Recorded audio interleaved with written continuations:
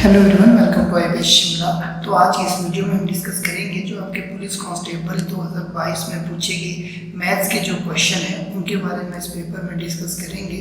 तो देखिए, सबसे पहले क्वेश्चन आपकी स्क्रीन पे शो हो रहा है, जिसमें ये कहा गया कि in rhombus if its diagonal are 19 centimetre and 13 centimetre its area मिल गया। तो इसका जो एरिया है वो कितना होगा। अगर इसके जो विकर्ण है, विकर्ण क्या होते हैं हमारे विकर्ण, देखिए ये वाला जो क्वेश्चन हमारे पास रहता है,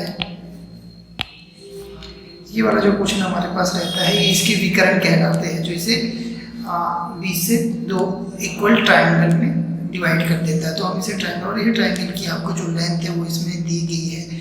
तो मैं आपको सीधा बताऊंगा, जब आपने इसका एरिया निकालना तो आपका फॉर्मूला क्या रहता है, 1/2 इंटू D1 इंटू D2। ठीक है, D1 का मतलब हो गया डायगोनल 1 और D2 का मतलब हो गया आपके पास डायगोनल 2। तो 1/2 इंटू डायगोनल 1 आ जाएगा आपका 19 इंटू 13 सेंटीमीटर स्क्वायर। तो देखिए, इसको आप फर्दर सॉल्व करना चाहते हैं तो कर सकते हैं, लेकिन आपका जो आंसर है आपसे इसी फॉर्म में पूछा गया है, तो आपका जो सही आंसर बनेगा वो बनेगा 1/2 19 इंटू 13 सेंटीमीटर स्क्वायर। चलिए नेक्स्ट क्वेश्चन पे चलते हैं। तो देखिए, जो आपके पास क्वेश्चन यहाँ पे दिया है, इसमें ये कहा गया कि the area of circular garden is 154 centimetre square its parameter. तो आपसे इसका जो है परिमाप आपसे वो जो कि पूछा गया है, इसके परिमाप के बारे में आपको पूछा गया है। तो देखिए, परिमाप कैसे निकलता है। परिमाप हमारा निकलता है 2πr से परिमाप निकलता है, लेकिन 2πr का परिमाप निकालने के लिए हमारा r का यानी कि रेडियस का होना जरूरी है। पर आप देखिए, क्वेश्चन में आपको कहीं भी रेडियस का डायरेक्टली जिक्र आपके पास नहीं किया गया है। तो अगर आपके पास जिक्र नहीं किया गया है तो हम क्या निकाल नहीं सकते? जरूर दोस्तों, बिल्कुल निकाल सकते हैं, क्योंकि जो एरिया होता है, एरिया आपका निकलता है πr²। ठीक है, तो πr² और एरिया जो है आपके पास वो गिवन है 15400 मीटर स्क्वायर, और सिंपली πr² आपको दिया गया है। जब आप इसको फर्दर सॉल्व करेंगे 1500 मीटर स्क्वायर, तो अगर आप करेंगे 22/7 इंटू r² को आप r² रहने, क्योंकि आपको r ही यहाँ पे निकालना है। तो नेक्स्ट आप देखिए, जब आप इसको सॉल्व करेंगे तो 15400 आप करेंगे तो क्या आ जाएगा 7/22। तो इसका जो फाइनल आपके पास जो r की वैल्यू वो आपको 70 यहाँ पे मिल जाएगी। तो देखिए, हमारे पास r की वैल्यू 70 आ गई है। तो हमने एरिया निकालना है, तो एरिया का मैं आपको पैरामीटर पहले ही बता चुका हूँ कि पैरामीटर कैसे निकलता है, 2πr2 22/7। r कितना आ गया है हमारे पास, 70 आ गया है। तो 70 आपके पास, अगर आपके पास जब इसको फर्दर सॉल्व करेंगे तो आपका जो सही आंसर बनेगा 450 मीटर। तो आपका पहला जो आंसर है वो सही बन गया है। तो चलिए नेक्स्ट क्वेश्चन पे चलते हैं। तो आगे आपको कहा गया है कि 30% of the apples out of 450 are rotten, how many apple are in good condition. आपको ये कहा गया कि लगभग आपके पास 450 एप्पल थे, जिसमें से 30% जो एप्पल थे वो क्या है, वो आपके सड़ चुके हैं। तो आपसे ये पूछा जा रहा है कि तो कितने ऐसे एप्पल हैं जो कि अच्छी स्थिति में हैं। तो दोस्तों ये देखिए, जैसे 450 एप्पल आपके पास है, ठीक है, और जब हम परसेंटेज की बात करें तो इस चीज़ को हमें बहुत ज़रूरी याद रखना ज़रूरी होता है कि भाई हम हर चीज़ को जो है वो 100% हम मान करके चलते हैं। कोई भी चीज़ आपकी 100% होती है, हर चीज़ को आप 100% मानते हैं। तो देखिए, अगर मैं ये कहता हूँ कि 100% जो टोटल एप्पल थे, तो 100 में से अगर 30% एप्पल जो थे वो सड़ गए, तो जाहिर सी बात है जो बच्चे में जो एप्पल होंगे वो क्या होंगे, वो अच्छी स्थिति में होंगे, यानी कि नहीं सड़े होंगे। तो 100 में से अगर आप कह दीजिए कि 30% एप्पल आपके सड़े हुए थे, तो 70% तो ऐसे ही एप्पल होंगे जो कि आपके सड़े नहीं थे, यानी कि सही स्थिति में। लेकिन यहाँ पे क्या आपको 100 डायरेक्टली ना दे करके 100 की वैल्यू क्या दे दी आपको 450। तो आप देखिए 450 का अगर 30% सड़े हुए थे तो 70% क्या हो जाएंगे, आपके सही स्थिति में हो जाएंगे। और अगर आप 450 का 70% अगर आप निकालें, 450 का अगर आप 70% निकाल रहे हैं, तो आपका जो है वही आंसर आपका सही बन जाएगा, जिसका जो आपका सही आंसर बनेगा 315, यानी कि ऑप्शन बी।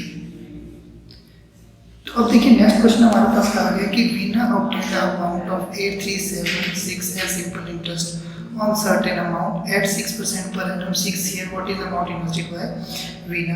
कहा गया कि वीना ने कोई रुपए की जो राशि प्राप्त की, उसने कुछ पैसा लिया जो कि क्या था, वो था 8376 यानी 8376, वो एक निश्चित राशि पर 8% प्रतिवर्ष की दर से साधारण ब्याज के रूप में लिए 6 साल के लिए। तो वीना ने जो निवेश की गई राशि है वो क्या होगी, मतलब कि वीना ने कितने पैसे जो थे वो निवेश किए थे। अब यहाँ पे सबसे पहले ये देखिए आपके पास गिवन क्या क्या है, तो ये देखिए ये आपके पास क्या गिवन है, ये दिया है आपको अमाउंट। अमाउंट का मतलब है कि जो उसको 8 साल के बाद जो उसे मिले ना, वो कितने मिले उसे, वो मिले उसे 8376 और ये जो मिले ये किस डेट के हिसाब से मिले, ये मिले हैं आपको 8% के हिसाब से, और टाइम कितना लगा 6 साल। और आपको ये पता करना है कि जो प्रिंसिपल अमाउंट था वो कितना था, प्रिंसिपल अमाउंट कितना था। तो आपको मैं डायरेक्टली यहाँ पे बता दूँ, तो यहाँ पे आपका डायरेक्टली जो सिंपल इंटरेस्ट जैसे हम कैलकुलेट करते हैं, तो हम करते हैं P into R into T upon 100। हम इसी तरीके से यहाँ पे जो है वो कैलकुलेट करते हैं। तो जब आप इसको कैलकुलेट जब आप इसको यहाँ पे आप कैलकुलेट कर रहे होंगे, तो आप यहाँ पे वैल्यूएट करें, तो आप यहाँ पे जो है वैल्यू पुट कर देंगे सिंपल इंटरेस्ट के स्पेस पे आप कर देंगे 8376। प्रिंसिपल कितना हो जाएगा आपका, वो आपको निकालना है, उसको आप रहने दीजिए। रेट ऑफ इंटरेस्ट क्या है आपका 8 और टाइम कितना है 6, बेस में क्या जाएगा आप 100। तो जब इसको आप पूरा आप कैलकुलेट करेंगे तो इसका जो आपके पास सही आंसर बन जाएगा वो बन जाएगा 17450, यानी कि 17,450। ओके गाइस, आई होप आपको समझ आ रहा होगा। तो चलिए नेक्स्ट क्वेश्चन पे चलते हैं। तो आगे कहा गया कि student goes to school at the rate of 1/2 kilometre per hour and is 6 minute late. If he travel speed of 3 kilometre per hour he is 10 minute early. What is the distance of school? तो आपसे distance पूछा गया है। तो देखिए सबसे पहले आपको क्वेश्चन को समझिए। क्वेश्चन में क्या कहा गया है कि कोई स्टूडेंट है, वो अपने घर से स्कूल, मान लीजिए ये कोई डिस्टेंस है, पॉइंट ए पे जो स्टूडेंट है उसका घर है और पॉइंट बी पे जो है उसका स्कूल है। तो वो क्या करता है, वो पहले दिन जो है वो अपनी स्पीड से, मतलब कि जो स्पीड 1 है उसकी वो है 1/2 किलोमीटर पर आवर के हिसाब से वो चलता है, कि मतलब पहले दिन जो उसकी स्पीड रही होगी वो रहेगी 1/2 किलोमीटर पर आवर। और दूसरे दिन की अगर हम बात करें, ठीक है, जब और साथ ही अगर जब वो स्पीड से चल रहा था तो उसे क्या लगा कि वो 6 मिनट लेट हो रहा है। तो उसने क्या किया, वो स्कूल के लिए लेट हो रहा था, तो उसने क्या किया, नेक्स्ट डे उसने ये किया कि उसने जो अपनी स्पीड है वो थोड़ी सी बढ़ा दी। उसने अपनी जो स्पीड थी, यानी कि जो दूसरी स्पीड थी, जिसे हम एज्यूम करेंगे यहाँ पे, उसने कर दी 3 किलोमीटर पर आवर। तो इससे वो क्या हो गया, वो 10 मिनट अर्ली पहुँच गया, 10 मिनट अर्ली पहुँच गया। तो आपसे पूछा जा रहा है आप उसका जो डिस्टेंस है स्कूल के लिए वो कितना था। मतलब आपसे जो चीज़ पूछी जा रही है, आपसे ये पूछी जा रही है कि ये जो डिस्टेंस कितना होगा। तो देखिए डिस्टेंस कैसे निकलता है आपका। डिस्टेंस निकालने के लिए आपका सिंपल फॉर्मूला होता है स्पीड इनटू टाइम। कितने डिस्टेंस से, किस स्पीड से आप चले और कितना टाइम आपको लगा, तो वही जो डिस्टेंस है वो आपका बन जाएगा। तो देखिए डिस्टेंस, अब डिस्टेंस हमको निकालना है, पर हमारे पास क्या है, यहाँ पे स्पीड एक नहीं है, यहाँ पे हमारे पास 2 स्पीड दे दी है। तो देखिए जहाँ पे हमको 2 स्पीड दी जाती है, तो 2 स्पीड के केस में हम डायरेक्ट S1 इंटू S2 कर लेते हैं, और डायरेक्ट हम बेस में कर लेते हैं S1 माइनस S2। और जो यहाँ पे हम जो टाइम का जो डिफरेंस है, ठीक है, तो टाइम का जो आपका अगर 1 मिनट एक दिन आपका जल्दी पहुंच रहा है और 2 दिन लेट पहुंच रहा है, तो टाइम का डिस्टेंस आप क्या कर लेते हैं, वो डी लेते हैं। जब हम वैल्यूज पुट करेंगे तो हमारे पास यहाँ पे आ जाएगा, देखिए 1/2 इंटू 1/2 इंटू 3 बेस में 1/2 माइनस 3 इंटू टी कितना हमारे पास गिवन है, टी है हमारे पास, टी कितना आ जाएगा 10 + 6 यानी कि 16 आ जाएगा। 16 अपॉन आपको देखिए ये आपको जो दिया गया ये मिनट में दिया गया लेकिन आपको आवर में दिया गया है, तो आपके पास जब आप आवर करेंगे तो आवर में आपके पास आ जाएगा बेस में 60। ठीक है, तो आई होप दोस्तों आप लोगों को ये चीज़ क्लियर हो रही होगी। तो देखिए जब आप इसको सॉल्व करेंगे तो जब आप इसको सॉल्व करेंगे आपके पास जो फाइनल जो आंसर आपके पास निकल कर आ जाएगा वो आ जाएगा 4 किलोमीटर, यानी कि 4 किलोमीटर आपका सही आंसर बनेगा। तो नेक्स्ट क्वेश्चन पे चलते हैं दोस्तों। तो नेक्स्ट पे देखिए find the value of x। देखिए सिंप्लीफिकेशन का क्वेश्चन है आपका, ठीक है। तो डायरेक्टली आपने स्टेप बाय स्टेप ही इसमें चलना है। थोड़ा सा क्वेश्चन में मिस्टेक हो गई है, यहाँ पे जो आना था यहाँ पे आपका डिवाइड का साइन आना था लेकिन यहाँ परसेंटेज हो गया है, तो उसके लिए माफ़ी चाहूँगा। तो आपने डायरेक्टली स्टेप बाय स्टेप चलना है। 2 × 34 करोगे तो आपके पास आ जाएगा 2320 और बॉड मास के अकॉर्डिंग ही हमने चलना है। बॉड मास के अकॉर्डिंग जब हम चलेंगे तो बेस में क्या जाएगा आपके पास 8 आ जाएगा और 36 ये इंटू 2 नहीं है, ये इसका स्क्वायर हो जाएगा इंटू x स्क्वायर। तो जब इसको आप फर्दर सॉल्व करोगे तो इजी सिंप्लीफिकेशन आपकी बन करके आएगी, इसका आंसर आपका 37 आ जाए। बस इस तरह के क्वेश्चन में दोस्तों आपको सिर्फ इतना ध्यान रखना होता है कि आपको बॉड मास के अकॉर्डिंग ही चलना है। बॉड मास के अकॉर्डिंग यानी कि पहले आपको अगर किसी क्वेश्चन में ब्रैकेट गिवन है तो ब्रैकेट के हिसाब से चले, O का मतलब होता है ऑफ, उसके हिसाब से चले। D का मतलब होता है डिवीज़न यानी कि डिवीज़न करें। M का मतलब होता है मल्टीप्लिकेशन करें।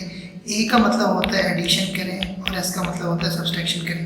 तो आपने ये जो सीक्वेंस है कैलकुलेशन का ये आपने बस यहाँ पे याद रखना है, बाकी आपकी जो कैलकुलेशन वो बहुत स्मूथली होती चली जाएगी और आपको कोई दिक्कत भी इसमें नहीं आएगी। तो चलिए नेक्स्ट क्वेश्चन पे चलते हैं। तो नेक्स्ट क्वेश्चन पे आपको ये कहा गया है कि अगर if HCF of A and B is 15 and A into B is 1800 then the LCM, आपसे फिर LCM इसमें पूछा गया है। तो देखिए ये बहुत ये चीज़ आपको अच्छे से क्लियर होती है कि अगर आप HCF करेंगे, HCF A और B का जो HCF करेंगे इंटू LCM भी आप A और B का करेंगे तो जो आपकी वैल्यू है वो A इंटू B की फॉर्म में आपको मिलेगी, यानी कि A इंटू B की फॉर्म में आपको वो चीज़ यहाँ पे मिलेगी। जबकि आपको क्या निकालना है, आपको निकालना है LCM और HCF आपके पास क्या है गिवन है। तो HCF की वैल्यू कितनी है आपके पास गिवन है, HCF आपके पास 15 गिवन है। यहाँ पे HCF जो है आपके पास वो 15 गिवन है, ठीक है। और जो A इंटू B की जो वैल्यू आप कह भी लीजिए वो आपको क्या गिवन है, यहाँ पे वो गिवन है आपको 1800, यानी कि आपको ये वाली वैल्यू भी गिवन है और आपको ये वाली वैल्यू भी गिवन है और अल्टीमेटली जो निकलना है आपका वो निकल के ये आना है। तो चलिए आपने डायरेक्टली वैल्यू पुट कर देनी है। आपने देखना है कि HCF into LCM is equal to A into B। तो LCM आ जाएगा आपका A अपॉन B, HCF और A और B की वैल्यू आपके पास 1800 दी गई है। 1800 बटे आपके पास HCF कितना आ रहा था 15 अपॉन में हम लेंगे तो कितना आ जाएगा 120 का राइट आंसर। जो आपका सही आंसर यहाँ पे बन रहा होगा वो 120 आपके पास बन जाएगा। नेक्स्ट क्वेश्चन पे देखिए दोस्तों। नेक्स्ट क्वेश्चन में आपको कहा गया है कि 75% ऑफ 2 का 75%। तो देखिए 75% का मतलब होता है आपका 3/4। 75 का मतलब होता है आपका 3/4 इंटू 2 जब आप कर रहे होंगे तो क्या आएगा, जब आप करेंगे तो 2 1 2 2 2 4 यानी कि 3 का आधा कितना होता है 1/5।